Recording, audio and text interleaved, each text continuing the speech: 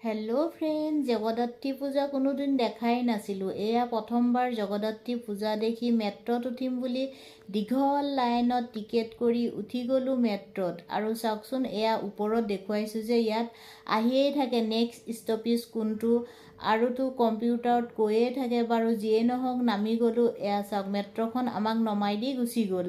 ইমান ধুনীয়াকৈ গৈছে চাওকচোন, মাটিৰ তলদি।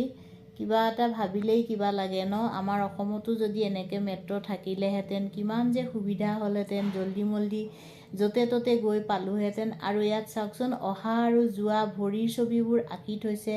সুবিধা হয় বুজিবলৈ, কোনফালে যাম আৰু কোনফালে আহিম। ওপৰত উঠিলোঁ, উঠি অকণমান সৰু সুৰা কিবাকিবি বজাৰ আছিলে, বজাৰ কৰিলোঁ। বজাৰ কৰি আকৌ মেট্ৰত আহিম বুলি তললৈ গ'লোঁ।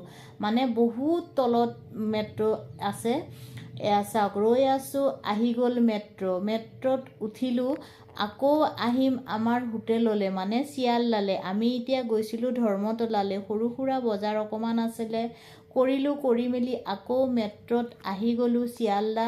এয়া চাওকচোন, মেট্ৰ'ৰ ভিতৰখন ইমান ধুনীয়া। বেছি ভিডিঅ' কৰিব নোৱাৰোঁ, মানে মোবাইল এবাৰকৈ নহয় দুবাৰকৈ মোবাইলটো বেয়া হ'ল, মনটোৱে ভাঙি গ'ল। সেইকাৰণে বেছি ভিডিঅ' নকৰিলোঁ। মোৰ একুৰিয়ামটোৰ কাৰণে, যিহেতু তাত বস্তুৰ দাম কম, অলপ বস্তু